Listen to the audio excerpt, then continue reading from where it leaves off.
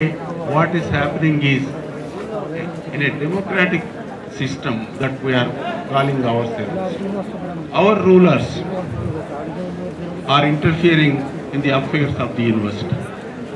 So the interference by the BJP government's ministers in the affairs of your university aggravated the situation of discriminations, prejudices and deprivation and exclusions in this university.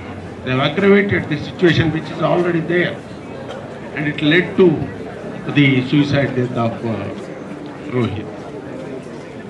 So we met your Vice Chancellor this evening and discussed with him certain things. We said the autonomy of the University of Hyderabad should be maintained at any cost.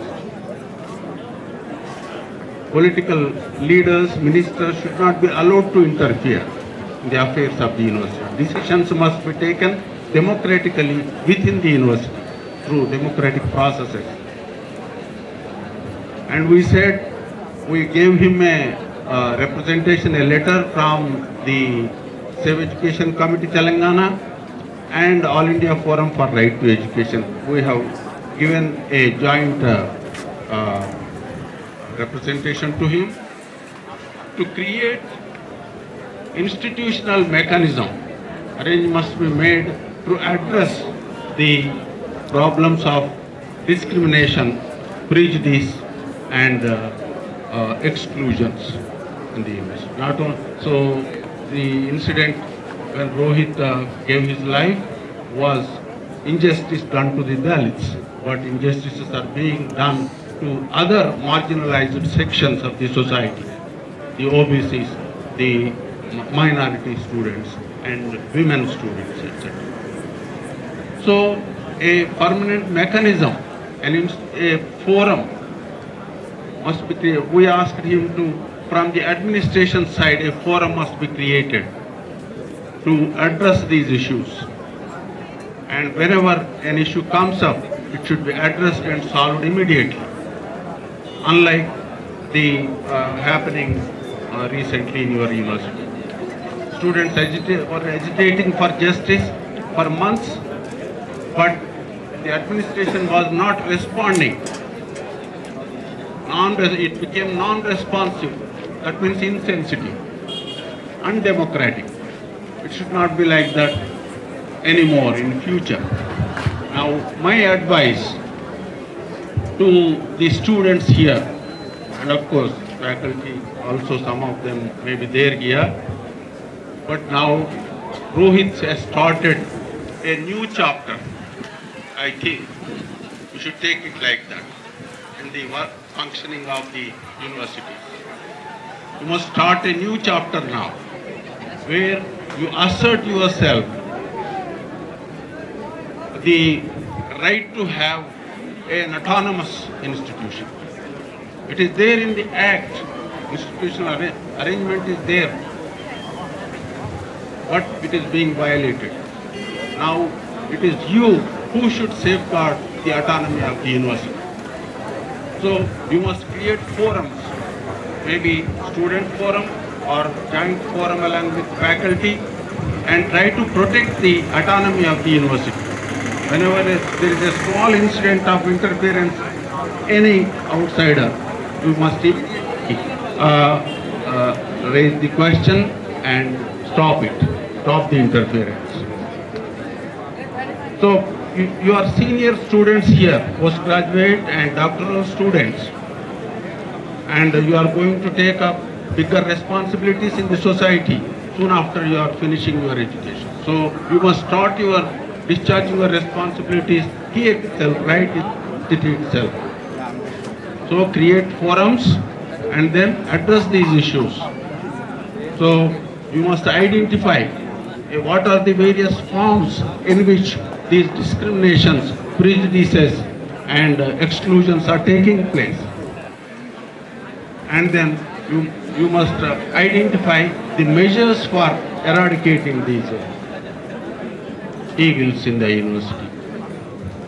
So here I may tell you that the ideas of Gautam Buddha, Mahatma Phule and Dr. B.R. Ambedkar are very, very relevant and useful when you go ahead with bringing in a new order and restructuring the functioning of your university.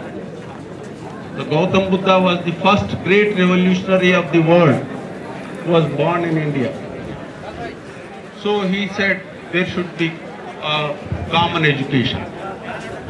So no exclusions. Everybody should get education and it should be common to everybody. No elitistic education like Brahminical education. So also Jyotiba Phule and Savitriba Phule have championed for education for the marginalized sections. And they themselves have opened schools and Savitriba Phule taught the women and Dalits in her schools. Ambedkar for free education for all. And he made a proposal for putting it among the fundamental rights of the Constitution. But then the Constituent Assembly members did not agree with him and it was kept in the directive principles. And then, of course, Jyotiba Phule revolted against the caste system. He was the first person who has organized a debating society, Satyashodak Samaj, and then also organized many movements and struggles against the caste domination, caste oppression and discriminations. And it was Ambedkar who took it to the highest intellectual level and wrote his book. So Phule's work, the Gulamgiri, is a even today, it is a very, very relevant book. So I think Phule's Gulamgiri and Ambedkar's Annihilation of Caste, these two books must be introduced in the universities, in sociology, and they are relevant to many disciplines, political science, economics, etc. So in colleges and universities they should be immediately implemented and we should work for that. So therefore, my dear young friends, now Rohit has helped in raising our level of consciousness. Now we should go ahead with a new consciousness and reorder the human relations in the universities, and then the values, also re-establish the values of humanism and democracy, secularism, scientific inquiry, etc. With these few words, I thank you. Okay, thank you, Chakradhar sir. Now I request Professor Anil Sadgopal, former Dean, Faculty of Education, Delhi University, and Presidium member for All India Forum for Right to Education to address.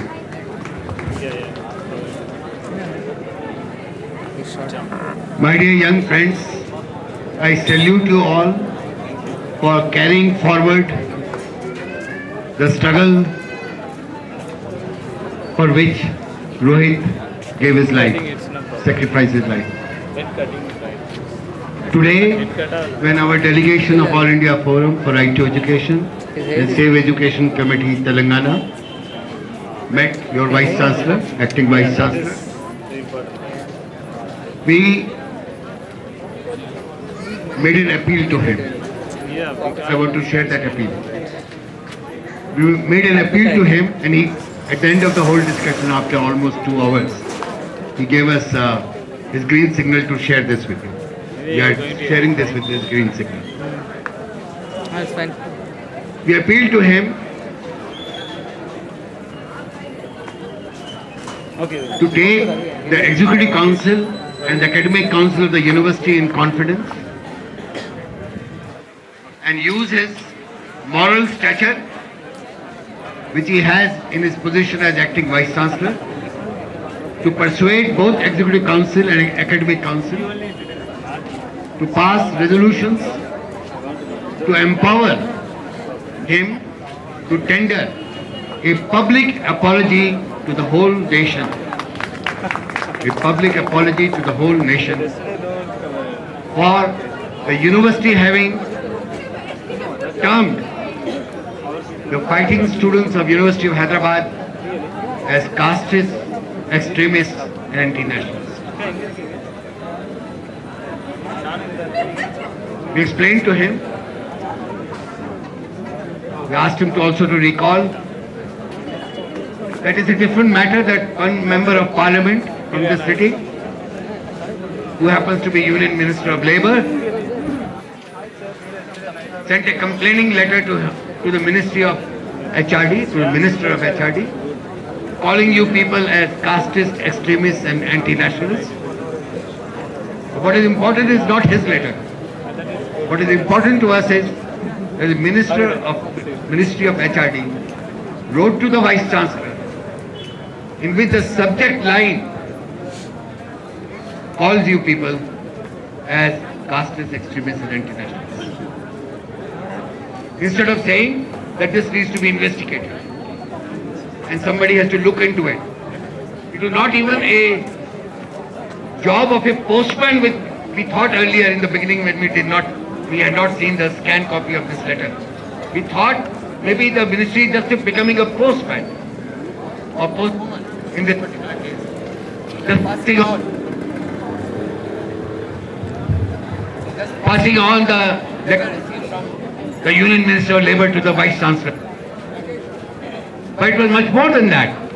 By writing in the letter, in the subject line that you are, all these three epithets have been given to you, the Minister had put a rubber stamp legitimizing all these names which have been called to you without any basis whatsoever, without any foundation whatsoever.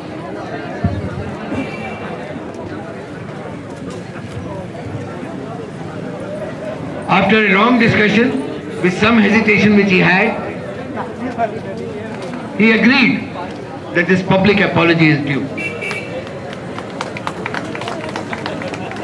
He said he'll have to find ways and means to convince both the Executive Council and Academic Council. And he gave us green signal to convey to you that he has agreed to consider this appeal. I think to facilitate his task, giving him full benefit of doubt what he meant all this genuinely, to facilitate his task, I will now request SC/ST Teachers Association of the university and also the University of Hyderabad Teachers Association in general to start consultation within each of the two organizations and think of ways and means of persuading Academic Council and Executive Council to help the Vice Chancellor to tender a public apology to the whole nation. I told him, by doing this, you will be setting an example, a precedence, an example to the whole country that no university from now on, no college from now onwards, none of the 700 universities and none of the 30,000 odd colleges will ever dare to do to their Dalit students, to their tribal students, Muslim students, to the disabled students, and to the students coming from denotified tribes and nomadic tribes, what they did to the 5 students of the Students Association and leading to what they forced Rohit to do. This will be a signal to the whole nation, to entire higher education campuses of this country. While we were discussing this, your Vice pointed out how it viewed widely as one of the most, if not the most inclusive university, and he gave us statistics. I believe the statistics must be true. However, I want to raise before you, I want to question before you this very idea of inclusion which is now being used to justify wide-ranging inequality and discrimination in our education system. Not just in higher education, but kindergarten, all the way to professional education from KG to PG. Is there some problem? That one is better. Hello? I want to explain to you that it's a time to discuss and question the very idea of inclusion which is now being imposed. Why? The word inclusion and inclusive society was not part of Indian polity until 2011, when the last 5-year plan was drafted. It was called a 5-year plan for inclusive economic policy. And from then onward, everybody, all political parties from right to left started using this word, inclusion. I want to place before you some very hard-hitting data. Out of every 100 tribal children who begin their education in class 1, only 6 out of 100 are able to cross class 12. That is 6%. Only 8% of the Dalit are able to cross class 12.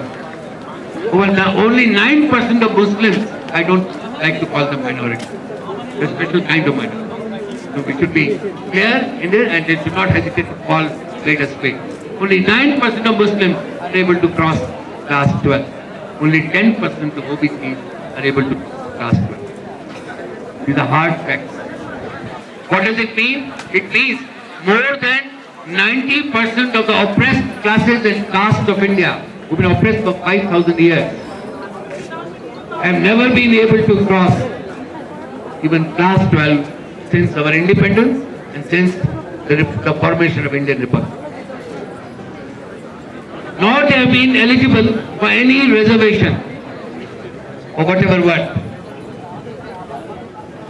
And by not being able to cross class 12, more than 90% of the oppressed classes of the caste of this country have been denied even eligibility for higher education. The question of whether they will be given a discrimination-free atmosphere or not, whether they will receive all the necessary support systems, proper hostel facilities, proper scholarships, fellowships, all of that will come later. They have to be first eligible. And reservation agenda, the question reservation agenda does not even arise. It denied eligibility or mobility, but only after class 12 they get mobility. And they've been denied social justice.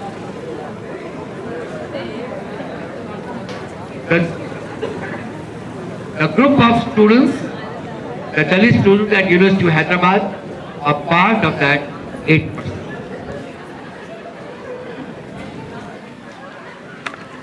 More than 80% of our country, and this formulation was given by Kanchiramji. I'm very glad to see his photograph here. Very rarely people think of recalling him like this. Thank you for recalling him. He started talking about Bahujan Samaj, and he told us that more than 80% of this country belongs to the Bahujan Samaj. So we are more than 5, that Professor Madhu Prasad was telling, so we are more than 80%. You must remember this when we are building a person. We are not only more than 80%, in fact, almost more than 90%. Because the kind of privatized and commoditized education system which we have built in our country is now going to exclude more than 90% of the people even from decent school education. School education is going to be reserved increasingly for smaller and smaller populations of this country. The percentile, eventually, when you look at institutions like International Baccalaureate being supported by Government of India, it will probably for less than 0.1%. Direct visa you get when you enter in KG of one of the International Baccalaureate schools, you are getting a visa for going to Europe. It's not the kind of education Baba Saheb Ambedkar or Savitribai Phule or Jyoti Rao Phule or it's not kind of education. What is that kind of education? We must think for a while. I won't take much time because this is a separate subject altogether. All India Forum for Right to Education, along with its about 40 odd member organizations in 22 states of India, has been building up an alternative vision of education. And that alternative vision of education is of a common education system, not just common school system, part of common education system from KG to PG, which is entirely state funded, but not controlled by the state. State funded, but not controlled by the state. The education system, which is democratically governed, and talking about democratic governance is becoming more and more urgent and issue today, because the kind regime we have in the center today has decided to start eliminating democratic governance from all our higher education institutions, now even in school. Democratic governance will have to be fought for and protected. Autonomy of our institutions will have to be fought for and protected. It can only be protected and fought for when you are talking of a state-funded system. I want to mention here the kind of crisis that Delhi University went through only in recent years. When 4-year undergraduate program was imposed. By imposing 4-year undergraduate program, two things were done simultaneously. Autonomy was withdrawn, because just like in the case of University of Hyderabad today, you're getting orders from Ministry of Education, Ministry of HCU. Similarly, orders started coming not just from Ministry of HCU, they started coming from Secretary of State, United States. They introduced 4-year undergraduate program. This was all part of Indo-US dialogue which was taking place on education, where we were told that 4-year undergraduate program will be good to you, but then your country will be able to connect its graduates coming out of your undergraduate system directly with the graduation program, post-graduation program of the United States. And the United States is now withdrawing funding of its own education system, like it's happening here, and therefore they require fee-paying students from India and other developing countries. So they want India to have 4-year undergraduate program so that students get directly connected there. Now the order came all the way from Washington DC, and we had to implement it Delhi University. So the entire autonomy, not just from university, but the whole country was there. At the same time, in order to implement it, all democratic statutory bodies of within the university were dissolved. Only then FIU became implemented. Only because of the fighting spirit of our student organization and teachers organization on the campus of Delhi University, eventually the new government went down and FIUP had to be become. This we should. This is the kind of alternative vision of education system we are fighting for. And if you do not accept a non-privatized, non-commoditized education system, the more and more Rohits will have to sacrifice their life, because it's very clear. What he said is very sensitive note. The last thing he said, I want to write like Al Sagan, beautiful mind. I want to write like Al Sagan, but I could not, so it's my last writing. Letter of writing. And he says that how we are being alienated. He talks about how his own friends are now being alienated, it's becoming disjusted from nature. How love is being lost amongst comrades. How we are being reduced to a vote, to a number, Aadhaar card number. Everything is registered with not only government of India, with global capital you are registered. Along with the fingerprint and the character of the iris. The number. But to think a commodity which can be given an educational loan, not free education, educational loan. And then he goes on to talk about that in order to fight for this, Rohit has to become a star. Only those who love their fellow beings, only those who have sensitivity can become star. And that star is there. Jai Bhim, Rohit. That star is there. The star will keep on calling attention to the whole country, all the youth. They'll keep coming to this campus now. This is going to become the pilgrimage of all young people fighting for equality and freedom from discrimination. And I go back to that whole issue of exclusion. The present neoliberal regime is going to first exclude more than 90% of our young people from education. After having excluded them, it will now institute some measures like lollipop to include a handful of them. Lollipop in school education will be what Right to Education 2009 has given under the label of 25%. It is not 25% of Dalits, not 25% of tribals, or not 25% of Muslims and OBC, or 25% of women, or 25% of disabled. It is 25% of enrollment in class 1 of private school,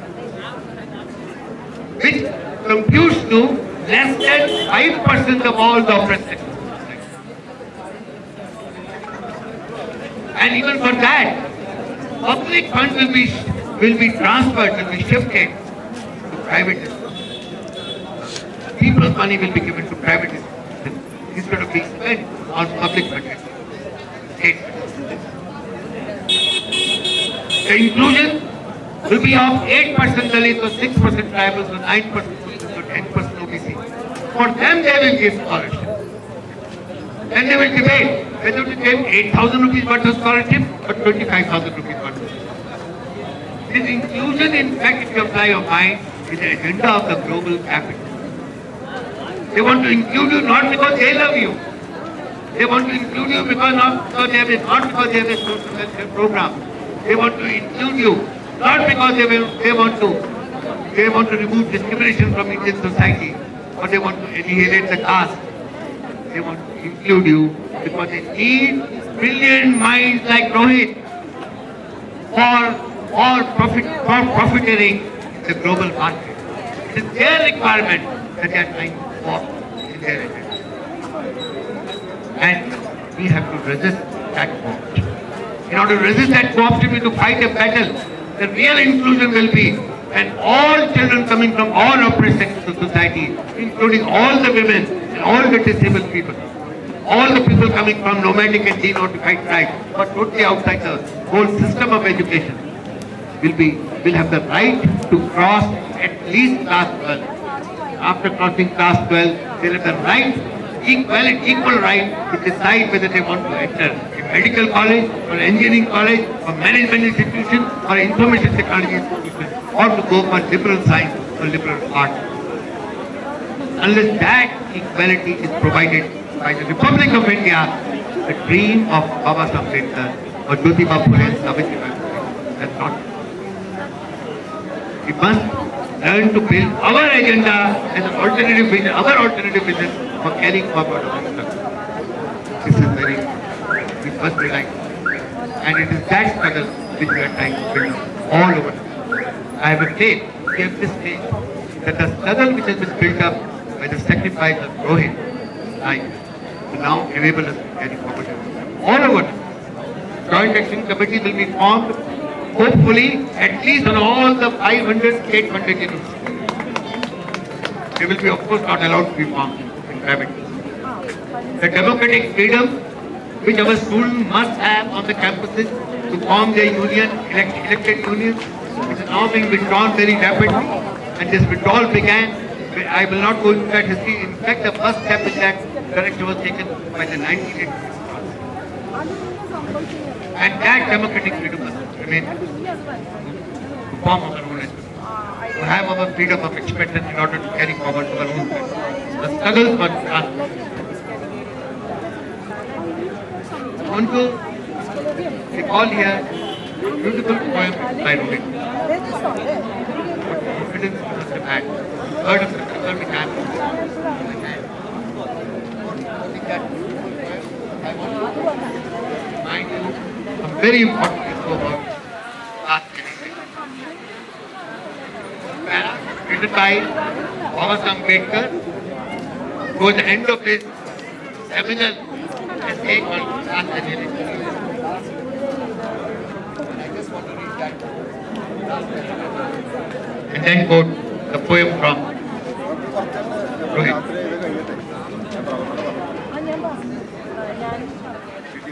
He writes, yours is more difficult than the other national cause, namely Swaraj. In the fight for Swaraj, you fight with the whole nation on your side. In this, that is annihilation of caste. In this, you have to fight against the whole nation, and that too your own. But it is more important than Swaraj. There is no use having Swaraj if you cannot defend it. You fail to defend it in the case of Rohit. There is no use having Swaraj if you cannot defend it. More important than the question of defending Swaraj is the question of defending the Hindus under the Swaraj. In my opinion, only when the Hindu society becomes a casteless society that it can hope to have strength enough to defend itself. Without such internal strength, Swaraj for Hindus may turn out to be only a step towards slavery. What prophetic words. 1936. Inspired by these words, a young Bengali Dalit protesting in Kolkata on the issue of Rohit, justice for Rohit, gave a slogan in Bangla. And the chairperson of All India Forum, who is from Kolkata, Dr. Bail Engineer, called me in excited terms. He said, look, a slogan given by a Bengali Dalit. I said, of course, in Bengal nobody believes that they are Dalits left, but they are Dalits just like the rest of it. And the slogan is inspired by these words. There shall not be a revolution without annihilation of caste. And there shall not be annihilation of caste without a revolution. In this slogan, we have the message which Rohit was also giving to us, that you have to combine marks with the middle. The issue of class and caste has to be combined in a society like ours in order to move towards a truly democratic socialist revolution. This is a message Rohit has also given in some of his statements to his friends. They are available on the internet. I want to conclude by reading out, and probably all of you know here, but for those who are not from this campus, they are also around here, and for even you to recall very important, very powerful poem from Rohit, written on September 3rd. It is quoted by his friend Ayub. I do not know whether Ayub is present here, but he did a great service to the nation by writing this from the diary of Rohit. One day you will understand why I was a Christian. One day you will understand why I was a Christian. On that day you will understand why I have not just served social interests. One day you will get to know why I apologize. On that day you will understand there are traps beyond the fences. There are traps beyond the fences. One day you will find me in the history, in the bad light, in the yellow pages. One day you will find me in the history, in the bad light, in the yellow pages, and you will wish I was wise. But at that time of that day, you will remember me, feel me, and you will breathe out a smile. And on that day, I will resurrect, and He has resurrected all over.